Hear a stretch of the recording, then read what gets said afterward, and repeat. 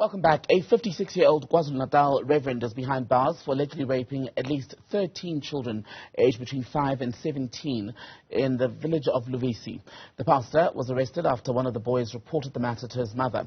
Let's talk about this then with Shaheda. Omar, she is the clinical director with the Teddy Bear Clinic for Abused Children. Doctor, very good afternoon to you. Good to have you on the program. So, children around 13, at least as far as confirmed cases are concerned, sexually violated by a reverend. How unusual is the scenario in South Africa? Well, to be honest, it's not an unusual scenario. People in positions of power, authority, and even within the religious institutions, because of the respect and deference accorded to them, we find that these are your opportunistic pedophiles, your career offenders, who find themselves in settings where they have easy access and availability to children and often, are not targeted as perpetrators and of course suspicions are not mounted on persons in these positions. So it's not unusual at all. And I think this just emphasizes that it could be anyone, whether it's a religious member of society, an educator, a coach, a relative, a family member, a neighbor, anyone could violate children. Children are so vulnerable and are the most marginalized population group. So what we're hearing now is that the abuse of these children began last year, 2021, only uncovered on the 18th of September. Last week, by my calculation, you've got a reverend sexually abusing, allegedly, the children who are from the community or even the church itself. How much of a factor is that relationship as far as the grooming of the children and the veil of secrecy and the shame that would have come with reporting, considering how long this has been going on? So we know that one of the dynamics of abuse is secrecy, and of course children are often afraid to speak out because this is not a social conversation that is held on a daily basis between caregivers, primary caregivers and parents and children. I think often the issue around sex and sexuality is still a taboo subject, even though we realize that is something that is critical, that there needs to be ongoing dialogue and communication around rights and responsibilities, acceptable and unacceptable behaviors, safe and unsafe touches. I think these conversations are held few and far between and not consistently and regularly between parents and children. Regardless of the age, we need to be speaking to children from the time they develop vocabulary so that they start understanding, but also that they realize that they've been given permission, a platform has been created where they can engage in conversation with their primary caregivers. And I think this is the fear where children often feel that if they come forward and share that, there's fear of reprisal, fear of punishment, fear of being rebuked, the shame, the humiliation, and that they would not be believed. I think that's something that we need to also appreciate and recognize, that often a person holding that kind of position is often seen with such revere and respect and regard that a child would actually be afraid to come forward because of the disbelief, shock and denial of such kind of abominable behavior.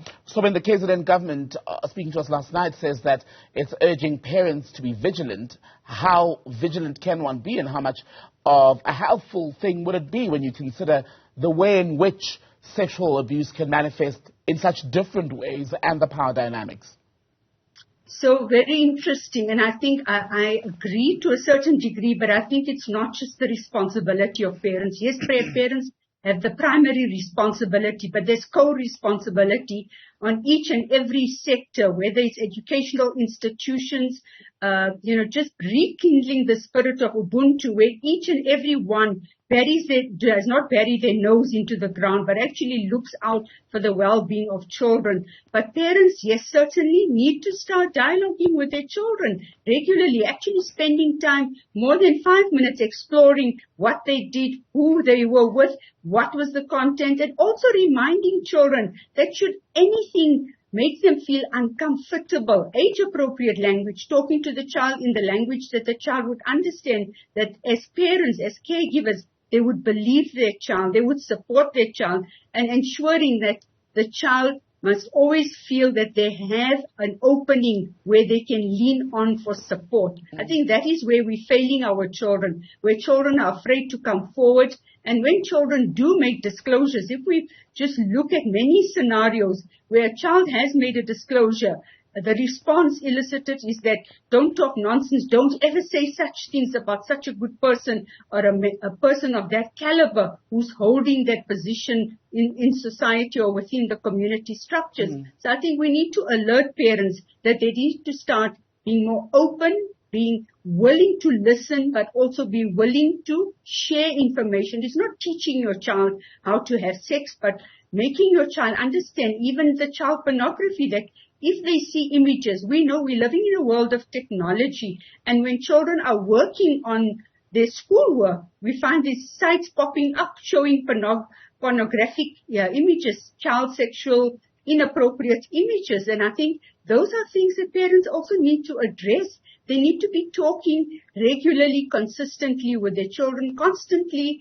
reminding them of the dangers, but at the same time also reminding and reinforcing that they are there to support and help and reach out and to protect their children. Right. I think these are critical issues. Just while we're talking about language and care in dealing with the sexual violation, sexual abuse of minors, that's also going to be crucial now, is it not, as some of these children are required to give statements to police in order to help build a case against this alleged paedophile.